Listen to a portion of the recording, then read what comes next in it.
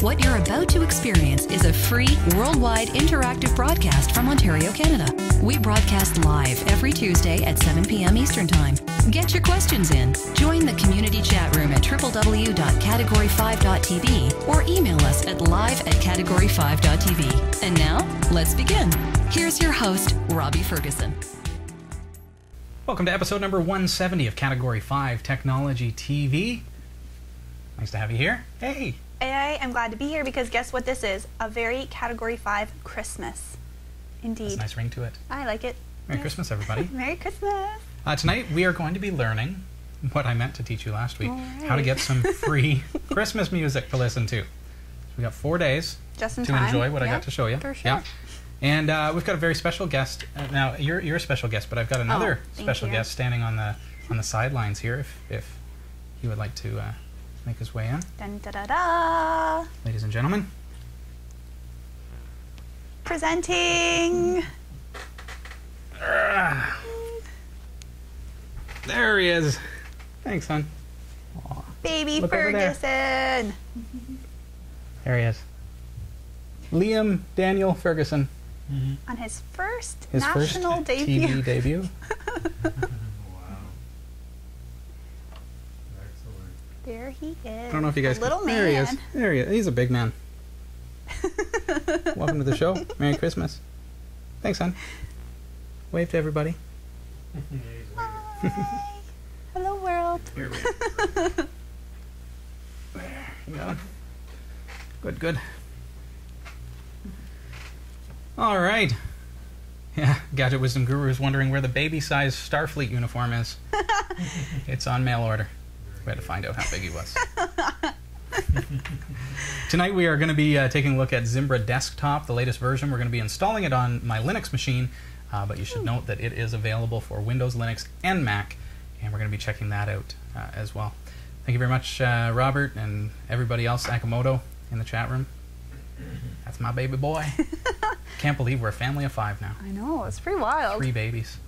Pretty wild. So it's kind of an exciting time. Like to have a baby right before Christmas. Oh, It's yeah. like excitement after excitement. For sure. And we're already like shopping. Like, what do you buy a kid that's 4 weeks old? You know, it's like, oh, here, have another sleeper and a couple of pairs And of a socks. bib Or and something. a, yeah. There you Oh, go. it's very exciting. That was indeed his World Baby preview.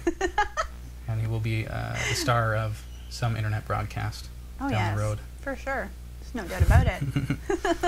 Tonight also we are giving away that Brother printer that we've been taking qualifiers for the past several weeks. All right. So stick around. We've got a Brother Multifunction Center from Category 5 TV and Brother Canada. Excited to be giving that away. I'm excited. Yeah. And I'm also excited because there's lots of stuff going on in the news. Yeah, what's going on? I'll tell you. Okay. Dun da da da. XBMC version 10 is released. Yes. Facebook was forced to shut down its services on Thursday night. Ooh. Yahoo plans to shut down many of their services, including the popular Delicious service and Alta Vista. Bell Canada sets an example for what would be telemarketers in Canada with a whopping $1.3 million fine. Ouch. And lastly, Blip.tv is to adopt HTML5 for standard player. So stick around for the latest news from the Category5.tv newsroom. Hey, now that could be big news. Holla. Woot woot. All right, yeah, we're looking forward to hearing about all that exciting stuff. How's your week going? Fabulous. Nice It's to have good you to be back. home. Yeah. It's nice to get in the groove. I've been living at the mall, I feel, trying to get my last minute Christmas What else is shopping new, done. Bill? No, okay, no, listen. I've gone 3 times. I went 3 days in a row and I walked out empty-handed every time. So I'm still like, I gotta get her done. Texting people and tweeting? Oh from the yeah, mall? just tweeting in the mall. Yeah. You got that set No. up yet? Yes, I do actually. Okay. It does go to my phone. Brilliant. So I have like a Android phone or something. Jealous over I here. know. So yes, anyways, it's good to be home. And I'm glad to be here on Category 5 once more, in real life, in real time. It's nice. That's that. People say hi in the chat room. Hello, world. Jot thanks you for buying some nice gifts for him. I did. I bought you a bag of cool beans. Thank you. I'm here all week. I don't have a drum roll track. Pressing on. Get your questions in. You can email me live at category5.tv, or of course join us in the chat room at www.category5.tv. We are there right now, Tuesday night. Of course, if you're watching this after the fact, you can resort to the email, which we will be able to address next week as well, live at category5.tv. Mm-hmm. Speaking of questions, you have stuff coming in. Oh, yeah. I'm sure, I believe we've got a viewer testimonial tonight as well that we should look at some point. All right. Well, let's get at her and do some questions first. Fantastic. This one comes to us from Reckon. Robbie, Hey, Reckon. I have an IT industry question for you and a request for your opinion. If I was to enter the field in my 40s and elected to specialize in a part of the field that would be one of the most valued or compensated, which areas of the field would you recommend to specialize in particular? Wow. From your personal experience, if you maybe were to start over yourself.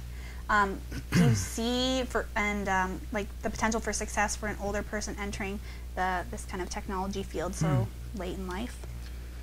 What's your thoughts on that? Well, the thing is, it's not about age, right? It's about really when you're looking at any form of technology employment, what is going to be your advantage is whether or not you're able to troubleshoot and whether you're able to learn and go with the flow. Because the thing about technology is you can't really get an education in technology and expect that you're going to be able to carry a career with that education, because your education is predominantly in the field with technology. What you learn in school is going to be a good kickstarter, but if you don't continue to learn in the field and you don't continue to expand your knowledge, then you'll very quickly find yourself obsoleted because technology moves so incredibly fast. So it's important to make sure, if you're going to pursue a career in technology, you've got to assess, am I willing to become a part of something that's so fast-paced and so fast-moving? If you want to be able to be fixing computers, for example, computers change substantially every 3 or 4 years. So, to the point where if you're limited to an education, you're not going to be able to move beyond older systems, kind of thing. So, true. As far as the higher pay goes, the scale really is, it depends on where you're employed is kind of how it works. But really, when you're starting out, you're going to be most likely working for someone. If you have business sense in such that you're able to start your own business, then that's an opportunity for you to perhaps start doing technical support and on-site service calls for smaller companies to kind of get you into the field. That could be an opportunity. Comments in the chat room there? Just saying that. Well, they're kind of all over the place. Yeah. So I think really it's kind of tough, eh? It is. But it is such a fast-moving field, and so it's not like if you were to study to do a trade in an industry where technology may change, but the actual skill set doesn't ever change. Right. With technology, your actual skill set becomes obsolete if you don't keep adding to your skill set. True. So it's quite a bit different. If you get into web design, 2 years later, the entire internet is a different place. It's a different landscape. Very so true. People who went into school and learned Dreamweaver, or even worse, like Front Page or something like that in college, and they're still teaching these things. It's true. It's just nobody will hire you at that because it's not a technology that's current. So same sort of thing. You've got to be able to keep on top of the technology. So it's a challenge because you've got to be able to push and learn and continue to learn. So working in, I would say that the best thing for you would be to find something in the field that is not only of interest to you, but is something that you enjoy. It's really easy to burn out in a field that's so fast-paced and so fast-moving. So you got to love what you do, otherwise you're just going to find that it's very quickly going to become too difficult to keep going because it is a challenge. So find something that you enjoy. If it's computer repairs, stick to that. Learn as much as you can and continue to learn as new technologies come out. One way that I continued to learn when I was doing computer builds and things like that was to constantly order in new hardware for clients, so that I was always learning on the cutting edge. So whenever a customer would order a computer, I would order the parts for, you know, X system, so that I could learn this new system that just came out, when the sockets would change, when the type of RAM would change, things like that. But is there a lot of money in hardware sales? No. So it's really in support is where the money lays. So if you can build computers and put them out, or sell computers and put them out, and then sell support contracts, then that's the way to go. But if you're going to be working for someone else, it's probably going to be in support, where you're going to have reliable work and possibly more money as well, because you're not working on a like a percentage of a sale, for example. So hope that helps. All right. Take that and run with it. Yeah. Moving on to yet another question. Hi, Robbie and Eric and Hillary. I have fresh installed Ubuntu 10.10 recently on my new Lenovo ThinkPad Edge laptop, dual boot setup with Windows 7. Okay. Everything was working out of the box for a couple of weeks. I usually get Grub 2 screen on and then choose between Windows 7 and Ubuntu. I restarted the computer one day and I get the BIOS, B-I-O-S, screen, but it fails to show the Grub 2 boot screen. All I get is a blank black screen with a cursor blinking in the top left corner. Any ideas on where to start to fix this? And this comes to us from Greg. Greg, I guess it could be so many different things. What I'd want to know is if you've made any changes to your computer recently, in particular modifying your BIOS, changing the boot order of your hard drives would possibly cause a problem like that. If you've modified your grub menu list file and possibly caused corruption to that, or broken it or something so that it's unable to boot, then that can cause a problem as well.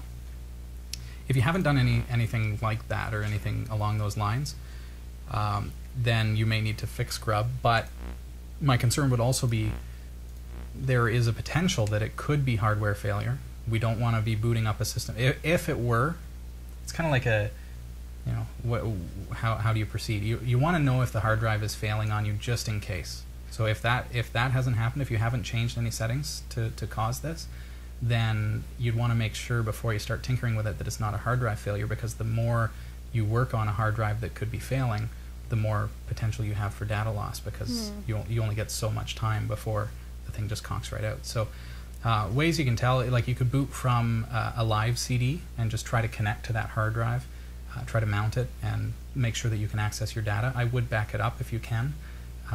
At that point, there's a laptop, right? So, so booting from a boot CD, like a Ubuntu Live CD, getting to the desktop, mounting the hard drive so that you can see the contents of that hard drive would be a good idea. If you can't see the contents, if you can't mount the drive, then I would be concerned about potential for data loss, just in case there's hardware failure. So I don't want to rule that out just in case. And then if that's not the case, if the hard drive does access just fine and it's just corrupted bootloader, then you could try something like the Super Grub disk, which will allow you to reinstall grub, which is really just a really quick way, nitty-gritty, replace your grub, and it'll get up and running. So, and of course, if anyone in the chat room has any suggestions, just pop a line there, and you'll be able to read that in the IRC logs as well, Greg. All right. Hope that helps. Good tidbit, yeah, because the chat room, they always have lots of insight and stuff, so make sure to check I'm that one out. guy, they are 1,000. Takes a village to raise a child. It takes a community of Category 5 viewers to fix your computer. You can quote me on that. There's a little long hill. Okay, I'll work on it. Okay, let's because I forgot last week and I feel really bad because now we've only got four days left to enjoy before Christmas. The music. I really wanted to show you about how you can get access to some online radio stations, get the enjoyment of Christmas music without the commercials, without all that stuff. Sounds good to me. Yeah. So what you can do is just bring up your internet browser, go over to shoutcast.com. Shoutcast is the company that makes Winamp. You've probably heard of them. Shoutcast.com is their directory of shoutcast or MP3 based online radio stations. There are currently almost 44,000 internet radio stations to choose from here, and they're sorted by genre. So if you've never used this before, it's a fantastic resource of radio stations. And they're not all terrestrial radio stations. A lot of these are in fact internet only, so you get the advantage of commercial free. Oftentimes there are very little advertising on the radio station, and it's quite enjoyable to listen to. And there's such a variety that if you're not happy with what's playing, it's very, very easy to find another station in the same genre. So right now at this very moment, Shoutcast has a button on their front page that says Christmas radio stations, and if we click on that, that's going to give us a list of the radio stations that are currently broadcasting which have listed themselves in the Christmas genre. You can see that, you can see the bit rate. So this column here shows you the bit rate. Bit rate is essentially the quality of the feed. If it's 128, you're going to be hard pressed to tell the difference between that and CD quality. It's very close to what you would hear like on the FM radio, so the quality is quite exceptional. So I would start with ones that are in the 128-bit range, because those are going to be the best quality sound. If it's higher than that, then that's cool too, but that takes more bandwidth. So if you go down to, for example, 1818 FM, the Christmas mix, and click on play, by default, and this works on Windows, Linux, Mac, whatever you're using, it's going to load this player down in the bottom, and Hillary can hear that. Mm-hmm. It just instantly starts playing. So me, I prefer not to have to use my browser, and I prefer not to be using Flash, which I'm sure this is, yes. Okay, so what I'm going to do is I've stopped the music from playing, and I'm going to go up to the top, and I go Help, Settings. It's going to tell me that music is going to stop playing. That's okay. In my settings window, you can see that the default is to play the Shoutcast stations in the Shoutcast web player. And there's a couple of options, but the second option here, play Shoutcast stations in the default media player. Example, Winamp, iTunes, Windows Media Player, for example. So if you're using Mac or Windows, that covers you. So what I've done is I've selected that option, and then I'm going to go Save Settings. So now, next time I click on that same station, it was 181 FM. I guess I've gone out of Christmas now. I'm going to go back into Christmas radio stations. There we go. 181 FM, the Christmas mix. And I click play, and now, because I've set that, it's asking me, what do you want to do with this file? Here I am in Ubuntu Linux, and by default it has the movie player installed, which is Totem. I can tell it, do this automatically for files of this type from now on. These are PLS files. So a Winamp playlist or MP3 radio playlist. And I'm going to open that with my movie player. If that's not selected here, you can go to Other, and you can select slash user slash bin slash totem. And that's your movie player. Okay? And then hit open. And now hit OK. Notice again I've set this to do this automatically for files of this type from now on. And I hit OK, and now up comes Totem. Bless you. And there we have my Christmas music playing in this window.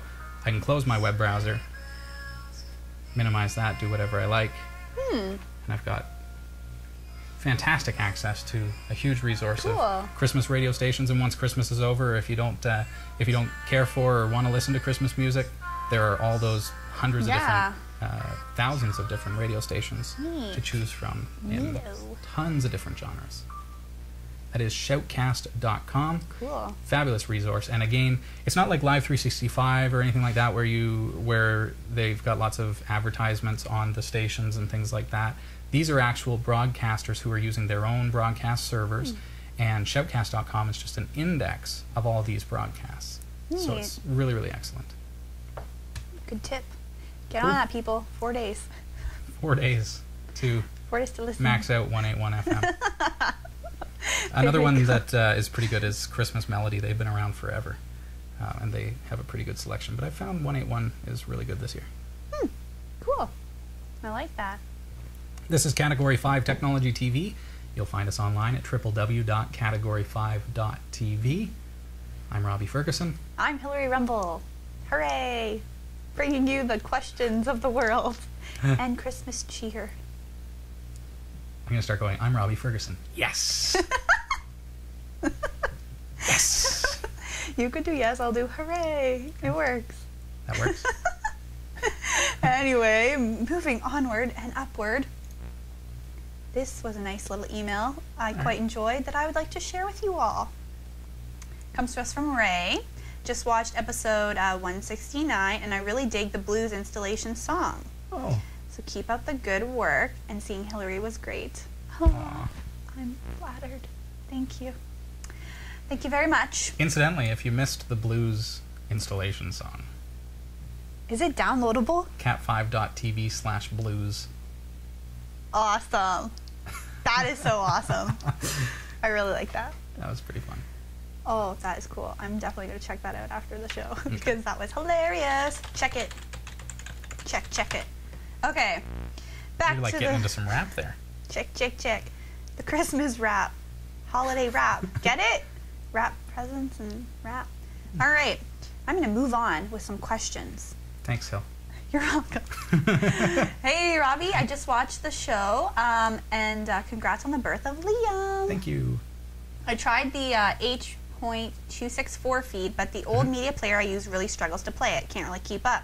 For some reason, it much prefers DivX or XVID. If I'm the only person that uses DivX feed, I guess I can trade or transcode it myself, which is what I did this time. Oh, okay. Thanks. Actually, Sorry, that's not even a question. You're certainly not the only person. I've received quite a few emails from people saying, you know, why haven't X feeds been updated this week and stuff. As we work on building the new website, which launches in 2 weeks, by the way, January 1st, as that is being worked on, pardon me, the feeds are a part of the rollover process. The RSS feeds, these are so that people can syndicate their players. If you want to automatically download the weekly episodes and things like that, there are multiple different types of video files that you can automatically have downloaded to your computer. So it's very handy. But in the transition process of the building of the new website, this entire process is being automated. In the past, I've had to manually create each RSS feed. So the ones that are not getting updated right now are the ones that I previously had to manually update. The ones that are already done automating are getting their updates. So it's a little inconvenient for 2-3 weeks, but when it's all said and done, it's going to be fantastic. It's going to be very, very quick. You're no longer going to have to wait sometimes till Wednesday to get your RSS feeds. It's going to be like that.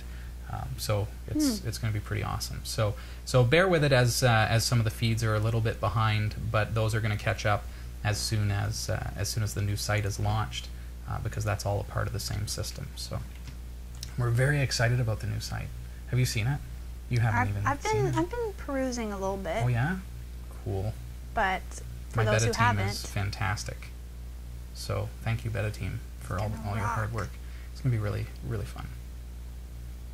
oh yeah. January 1st. Don't forget. And if you're trying to register on our website, you'll notice that you can't currently register. We're under lockdown, and that's because of the new site. Good news is I was able to transfer everyone's user account to the new site. Oh, good. Perfect. And I gave you 150 Category 5 viewer points. Wait, Just for being registered on the there's site. viewer points? There now? are viewer points. What does that mean? That means you can redeem points for ballots to win prizes. You can redeem points for Category 5 gear, downloads, Cool. discounts on products. So, Sweet that. yeah, so everybody who is already registered on our website has been imported into the new site, and that was quite a load of work, I tell you. Yeah, I believe it. But once I got through that, I was able to add everyone their points. So everybody's starting out with 150 points to start, and I'm going to talk to you in January about what we're going to do for new registrations in January as well. All right. Okay. Lots going on in the new year for Category Cheers, 5. Lab Fam. Yeah. That's awesome. It's very exciting. Very cool. I like that. I like the way you operate, Robbie Ferguson. Do ya? Lots going on. We get her done. You do get her done. There's no getting around it. Oh, I got a comment email. Okay. Not a question, but a comment.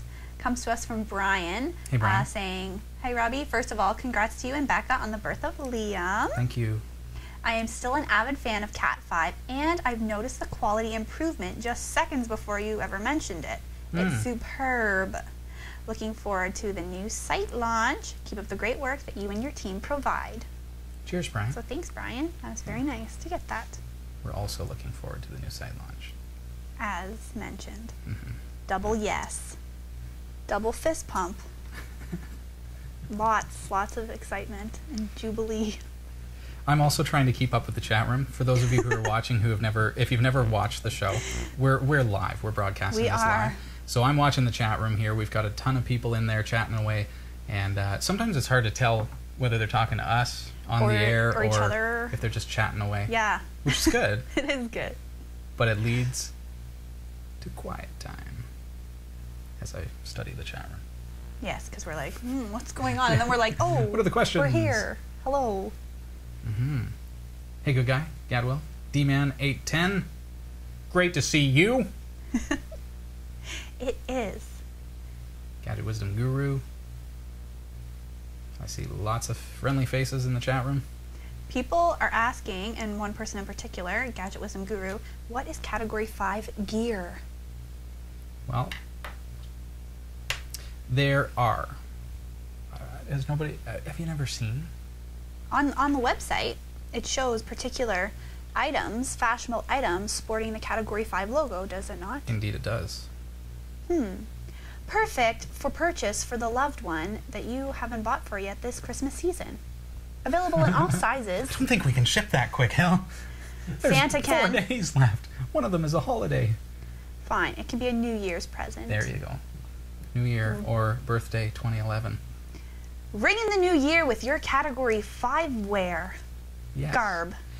Clothing. We, with the new site launch, we're also working towards having DVD availability for download. Cool. Like you'll be able to actually download DVD copies of the show. Oh, wow. Burn them to DVD. You must remember back in the days when Carrie was here that we did up like the shirt for Aspiring Geek Chick and all that. We've got the Category 5 hats. I like that. Yeah, there's the shirt that we did up for Carrie. We've got there's tons of different things from mugs and T-shirts and whatever else. But we've also got coupon codes that we're going to be launching in the year. Double cool. New year. So that's awesome. I'm excited for that. Lots of cool stuff going on. For real. For real. For real. And of course, we welcome people to submit their suggestions if you have ideas for the new website. I've been getting them on Twitter, twitter.com/RobbieFerguson. Great suggestions there, and I do plan to implement any suggestions that are reasonable. Stephen Haskell, for example, Steve mentions that they'd like to see a lot of tutorial videos directly on the website. So we're talking about, editing down tutorials. I'm better. Okay, we're going to edit down tutorials based on Steve's suggestion and make those readily available so that you can watch just those key tutorial videos, such as the photo manipulation series, for example. Those things are all going to be available on the new website as time goes on. Perfect. So, if you'd like to send me a Twitter message, it's twitter.com/RobbieFerguson. Tweet away, tweeters of the world. You ready for the news? Yeah, I am, because there is lots going on in the world. From the Category5.tv newsroom, version 10 of XBMC Media Center, the popular cross-platform media software, was released this week. XBMC is an open-source media player and home entertainment system with an interface designed for the living room. The focus of this new release is add-ons in particular. The new add-on system allows you to install add-ons such as themes and plugins directly from within the program. In addition, the release offers improved hardware acceleration and more. Why not give it a try and download it from xbmc.org today? XBMC Live offers you the chance to boot a complete XBMC Media Center off of a CD. Facebook was forced to shut down its services temporarily after an employee accidentally leaked new features for the site that weren't quite ready for launch. The social network, which is used by more than 500 million people around the world, was offline for around 20 to 30 minutes on Thursday night. A spokesperson for Facebook said, "For a brief period of time, some internal prototypes were made public to a number of people externally. As a result, we took down the site for a few minutes. It's back up, and we apologize for the inconvenience." My Bloglog founder, Eric Malcoulier, announced through a tweet on Thursday that Yahoo plans to shut down several of their web properties, including not only its own creation, but also Delicious, Yahoo Buzz, and Alta Vista. Part of our organizational streamlining involves cutting our investment in underperforming or off-strategy products to put better focus on our core strengths and fund new innovation in the next year and beyond, a Yahoo spokeswoman said via email. We continuously evaluate and prioritize our portfolio of products and services, and do plan to shut down some products in the coming months, such as Yahoo Buzz, our traffic APIs, and others. We will communicate specifically our plans when appropriate. Blake Irving, Executive Vice President and Chief Product Officer at Yahoo, responded to the leak by expressing that when he finds out who revealed the slideshow to Eric, they're gone. The news comes one day after Yahoo slashed 4% of its workforce, or roughly 600 employees.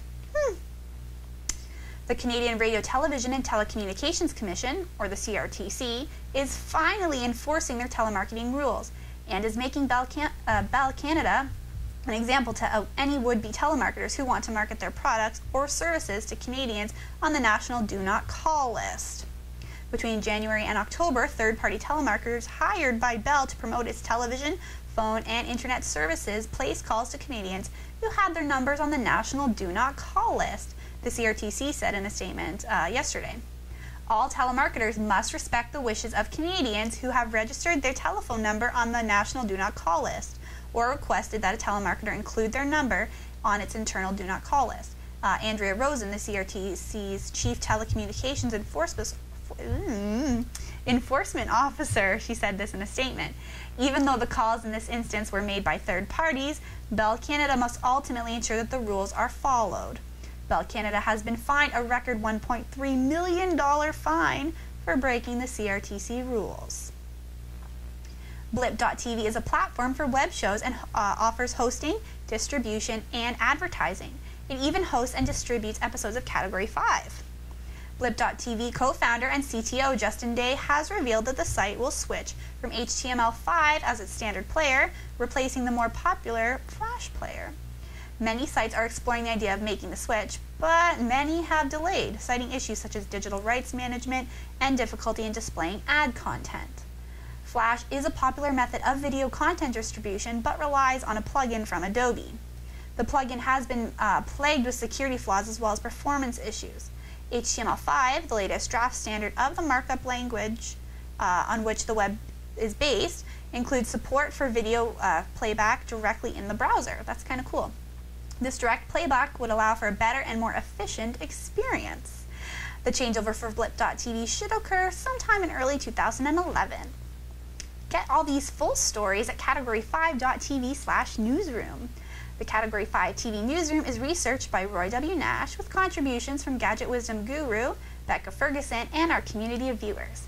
If you have a story you think is worthy of on-air mention, send us an email at newsroom@category5.tv. From the Category 5 TV Newsroom, I'm Hillary Rumble. Category 5 TV is brought to you in part by Planet Calypso.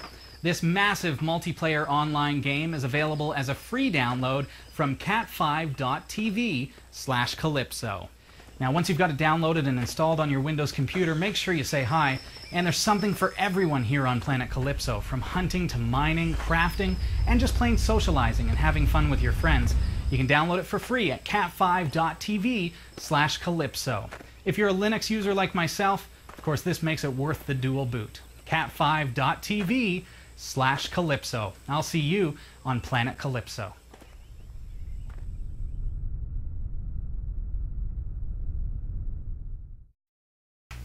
This is Category 5 Technology TV, episode number 170. It's Hello. Tuesday, December 21st. Nice to have you here. And you can find us online, www.category5.tv. I'm Robbie. Yeah! I'm Hillary. Hooray! It's our new thing. We're testing this out. I think it failed. Oh, my Lanta. Now, Hillary, yes. we've been experimenting with YouTube. I know. I Over the recall past little this while. from before. I'm very excited about it. Me too. What do you think about YouTube and Google's speech-to-text engine That's really cool. that takes a video, like a 1-hour broadcast, like Category 5, scans the file, audio, right, and creates closed captioning automatically based on the words that we say. That's pretty rad. Pretty rad indeed. Because there's a whole audience out there who can be accommodated this way and like tune in and be able to understand what we're saying without lip reading. You were mentioning, you were mentioning last week that you have friends who listen who are deaf? I do. Are they watching and lip reading, or? Some are like, some will follow the chat room. Some Okay. have like just some hearing loss. They're hard of hearing, so they're able to Right, okay. to hear bits and pieces. Obviously, not the same level as you or I. But those who are profoundly deaf would rely solely on like lip reading and just the strict visuals. So. Okay. Well, it's with nice to have this- you here. It's interesting to know Yeah. that people are watching who can't necessarily hear. That's very nice to have you here. Now, we have been working with YouTube's and Google's speech-to-text, and I'm very excited about what the service could entail, but I'm not too excited about the accuracy. Oh, like, is it like, okay, you know how on ye old television, when you were to put closed captioning up, it wouldn't recognize some words and it would be like that, kind of? Let's just say they've gone one step further and they've compared the rah to a dictionary Oh, and said phonetically, this sounds like this word. oh, And it just starts randomly slapping in words gotcha. that don't really have anything to do with what's being said. So let's say maybe the word Ubuntu wouldn't be found in the dictionary. It's quite possible. Or if, for example, say something, just anything, Cool and I'm beans. talking at the same time, Oh, and then Google says, okay, I don't know what this word is, I'm going to make something up. gotcha. It becomes kind of problematic. Now, Andrew Jameson is mentioning in the chat room that we could just submit our own closed captions for all 170 hours of video. If one of you wants to take that project on, Thank you for volunteering, Andrew. We appreciate that very much. there you go.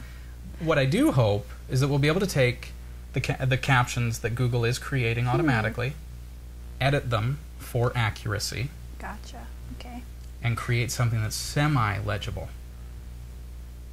If you've gone to our YouTube channel, youtube.com/Category5TV, don't forget the TV at the end, with no dot, then enable the closed captioning and you'll see what I'm talking about. Hillary, I've got a little bit of a demonstration. This is last week's episode. I would like to see. Just the intro. All right. Pay attention. Okay.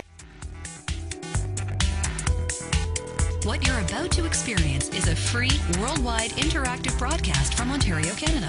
We broadcast live every Tuesday at 7 p.m. Eastern Time. Get your questions in. Join the community chat room at www.category5.tv or email us at live@category5.tv. And now, let's begin.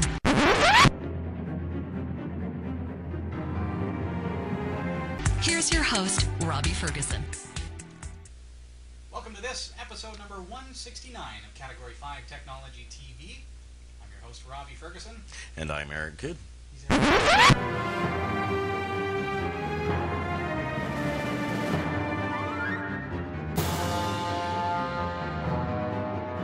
I'm Eric Kidd. It's beginning to look a lot like Christmas. Hey, you know what Some scary stuff. I'm quite literally laughing out loud. That was hilarious. What a hoot. Oh my goodness. Those are real captions, people. I can't believe it. That's funny. For those of you who are relying on the YouTube captions, please rely on our lips. Read the lips. Yes. Oh my goodness. That's out of control. Oh, So do I need to ask Eric to shave? I think so. We can't read your lips with your facial hair. Apparently they also can't read the audio version of That is so funny. I'm Eric Kidd. I didn't know that Eric was anti-American until I had Google no told me idea. so. I had no clue. Eric is not anti-American, just so you know.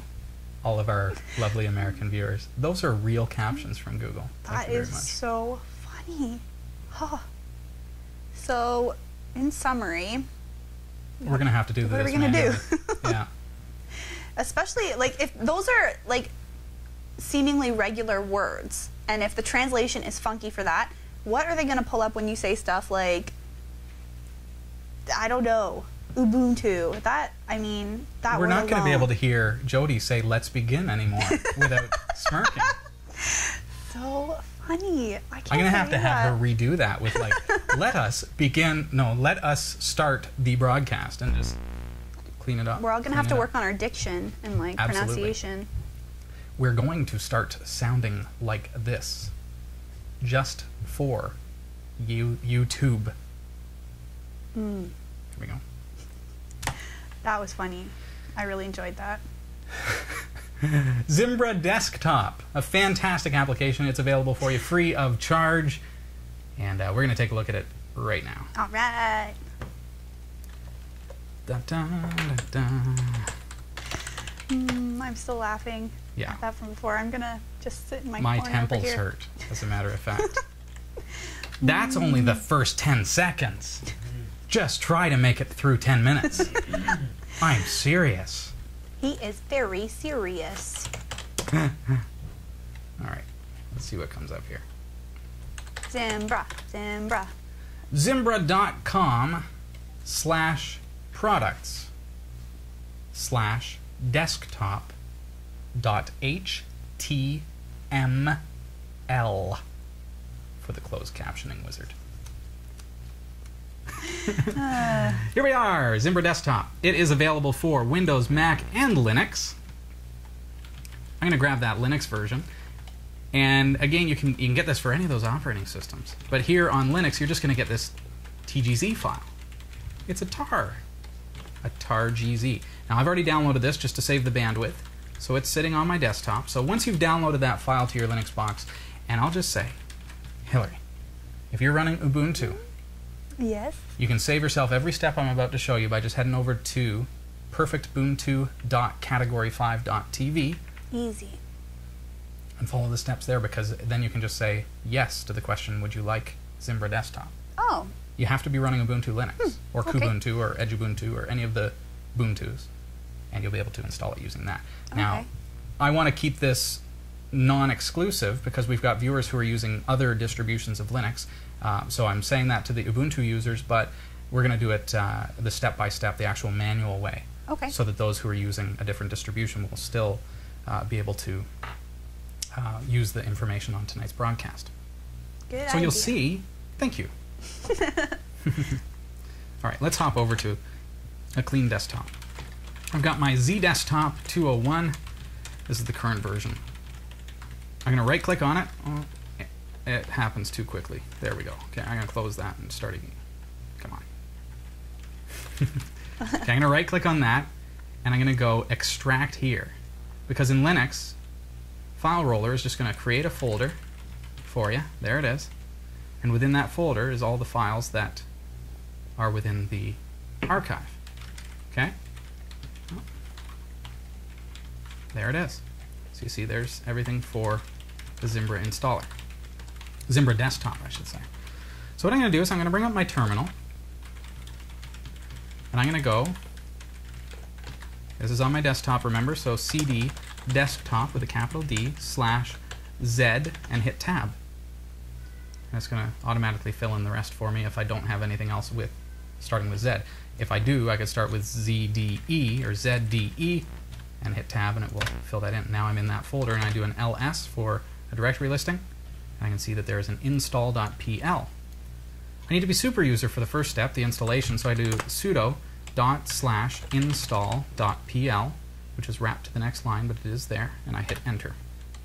Enter my password, and there we are. It's launched the text mode installer for Zimbra Desktop. Press enter to continue, read the agreement, and accept or decline. I'm going to hit A for accept. This is why we needed to be super user, use sudo when we ran that install script, because it wants to install by default to /opt/Zimbra.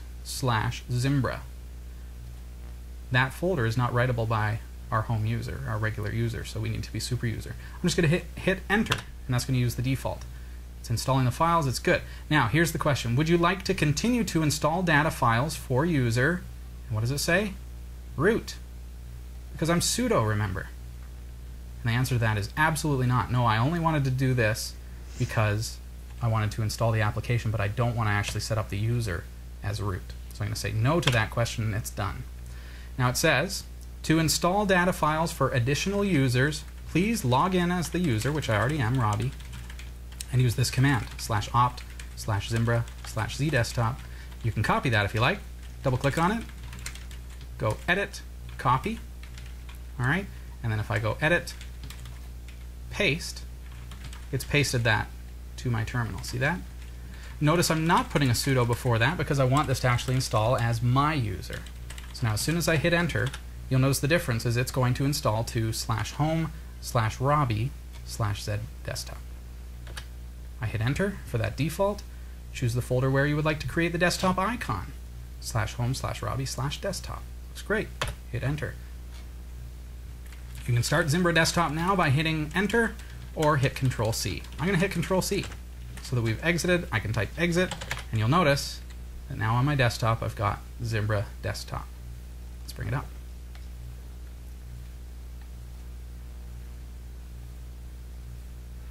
Zimbra Desktop is really starting to bridge the gap, and there are a lot of applications that are doing this, bridging the gap between internet, web 2.0 if you will, and an application.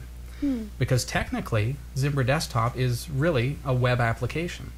It's something that can be run through a browser. So by installing it into as Zimbra Desktop, you're actually getting a web application installed on your desktop as if it were a native program. It's quite interesting the way that Web 2.0, if you will, as it's nicknamed, is kind of revolutionizing the way that applications run. And it's also having an effect on the netbook industry, the tablet industry, because a lot of these applications are no longer applications. They don't really have very many system resources because they're actually advanced websites. They're basically AJAX-driven websites. So now that's already up. Zimbra Desktop is ready to go. And you can read through all this stuff. It's going to allow you to set up your email provider. Notice what I'm doing tonight is I'm actually using Zimbra Desktop. I do not have a Zimbra Collaborative Suite server. If you'd like, you can set one up. What that allows you to do is access your calendar, your email, everything from any computer from anywhere through a web browser. Zimbra Desktop, on the other hand, allows me to access my existing POP3 or IMAP or Microsoft Exchange or Gmail account, for example, without having to have an intermediary server. We can connect to an existing server. I've clicked to continue, and it's asking me for my account type. So let's see what we got. Zimbra, Gmail, Yahoo, Microsoft Exchange IMAP, regular IMAP, and POP. Between IMAP and POP, IMAP allows you to leave your email on the server. So if you have that capability, that's probably what you want to use, so that if you check your email from this computer, you can still get the same emails on another computer and they will share the same inbox. If you want to actually download your email, you can use POP, and that's going to actually download it to your computer, removing it from the server. So I'm going to choose IMAP. My account name. This can be your name. This can be whatever you like. Your full name. Category5. TV demo. That's what I'll call myself. I could put Robbie Ferguson if I want. Demo@category5.tv. My username. So this is the username that I'm using in order to connect to my email account on the server. This could be something that's provided by your ISP, or if in my case I've got my own web server, it's going to be a username that I've assigned.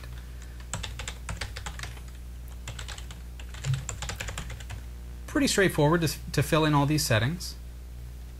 Using the defaults is pretty easy. So you can use SSL if your server supports it. That's secure, so that you can actually encrypt your email transactions. Okay.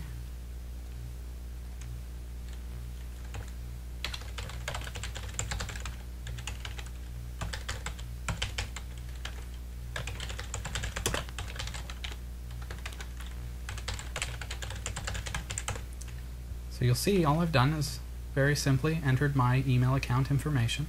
This again is an IMAP email account, which most POP servers will actually support. You'll see now down at the bottom, check messages, how often you like to check it. It's defaulted to 15 minutes. You may, if you're in business, want to check it every minute or every 5 minutes, depending. But whatever you set this to, you can still force a send and receive. So even if you've got it set to every 30 minutes, when you're sitting at your computer, you can hit send and receive, and it's going to do a forced check. So let's set it to 5 minutes in our case. And we're going to validate and save these settings. So this is going to test your settings, and if they pass, if everything connects okay, you're going to be able to get in there.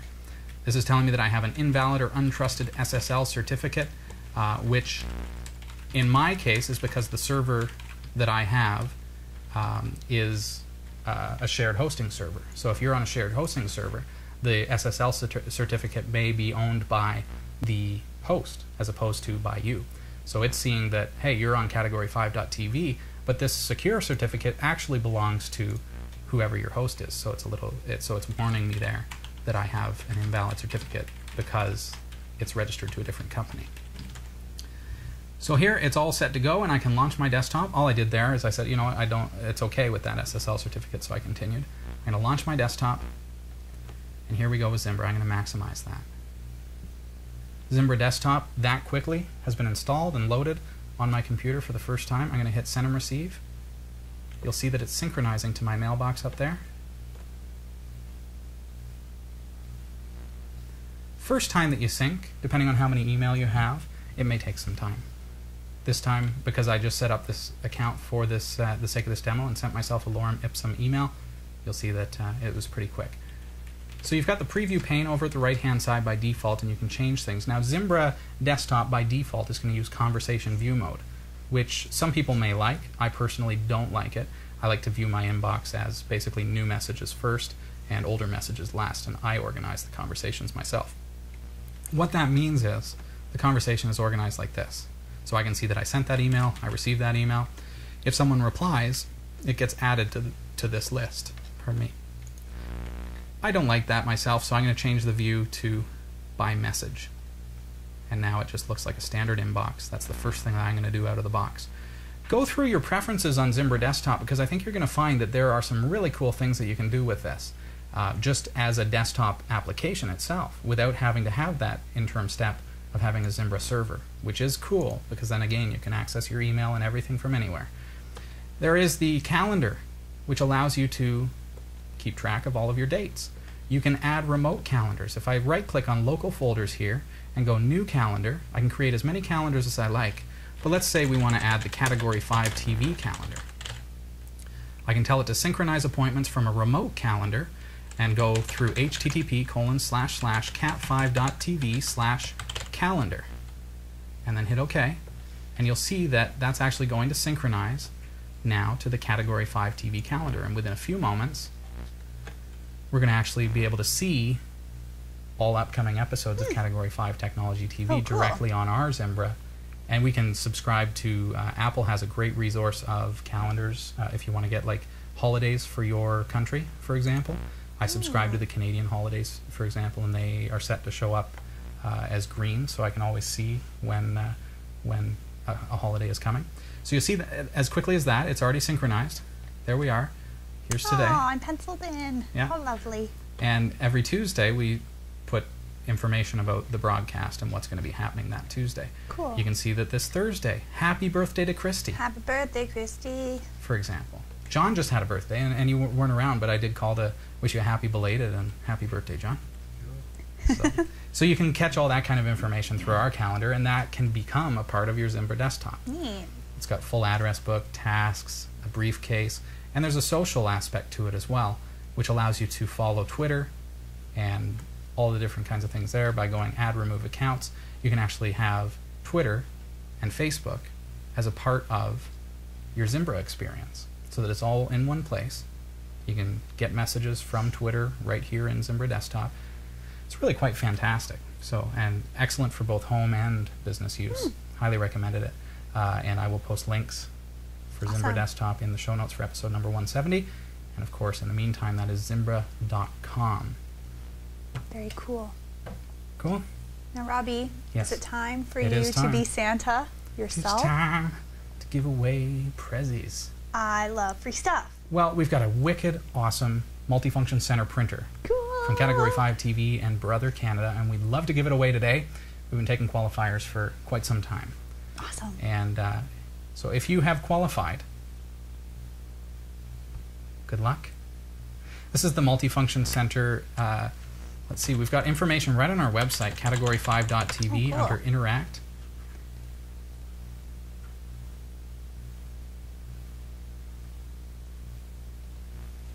I'm going to run out of time before... No, time's It's ticking. coming. It's a-coming. Someone will win this marvelous prize. Yeah. Someone. Here we go. Good luck, everyone. It is a beautiful multifunction center printer. It's the all-in-one from Brother Canada.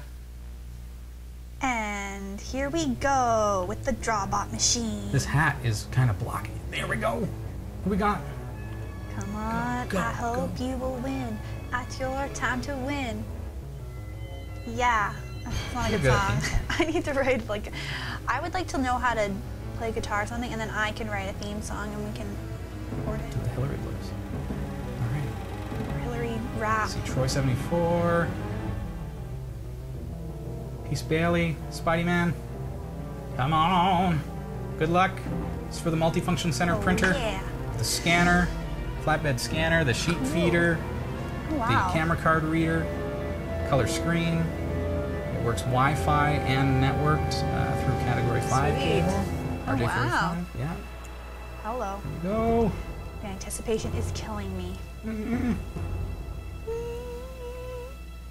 Just think how they feel. I know, they're like, come on, Mhm. come on, come on, come on. And there we go. Dun, da, da, Congratulations da. and Merry Christmas to Pace Bailey. Merry Christmas, Pace Winner of that Bailey. Beautiful printer. Oh, I'm blocking your name, Brothers too. treat you right. There it is. Congratulations. Mm-hmm. You can find out more information about that printer by going to cat5.tv/MFC. That will tell you all about the printer. That is the MFC-J615W all-in-one printer that we're giving away from Brother Canada. And congratulations to you, Pace Bailey. Congrats. It's been fun tonight, eh? It's been a great show. I'm filled with the Christmas Festivus spirit. Yeah? We like to reflect that on the show, and now someone has won this lovely prize. Because it's all about the And gifts. It's all about the free stuff. Let me tell you. That's the show, not Christmas. The show. The show's all about free Christmas stuff. is quite And- conversely about the opposite. Yeah. Giving, Giving, absolutely. loving. We the try to world. give through the show, giving a printer. And well, I hope that everyone has a very Merry Christmas, and I'm looking forward to being back next Tuesday night. Indeedy. You're not here next week? I'm not sure where I will be, Yeah. but I'll keep you posted. Mm-hmm. You may see me in some shape or form. You just never know. I'm Sounds like like a free. Skype. I'm a free spirit. Oh, I just go where the wind takes me. there you go. So that's that. John, it's good to see you tonight. I know people have missed John, and he's not on camera tonight, but He's he is here. He's watching the show from behind the scenes, and giving us our directions. Merry Christmas, everybody. Wishing you a Merry Christmas. He's our live studio audience member. True Blue. Our one live studio audience member. Hey, Way to audience go. of one. So that's that. I think we covered everything tonight. Look at that. Core blimey. Good show. And the last item on my list. Merry Christmas, Merry everybody. Christmas. Ah. Hope you have a fantastic time, and be safe. Be safe. Looking forward to... Keep it real. I've got 3 babies now. And we're 3 gonna be babies. waking up Christmas morning with the kids and blowing it way out of proportion. Having a good time with them, visiting with family and stuff. It's going to be nice. Oh yeah. Yeah. So Merry Christmas, everyone, and thanks for being here tonight. And I hope that hope you had fun. Most of all, get your questions in course. live at category5.tv through the Yes, week. Please do. And don't forget that our new website is coming along, and it is launching on January 1st. So make sure that you have it set to check it out Do on it. New Year's Day. Have a fantastic week, Bye, everybody. everyone. Merry Christmas. Merry Christmas. Take care.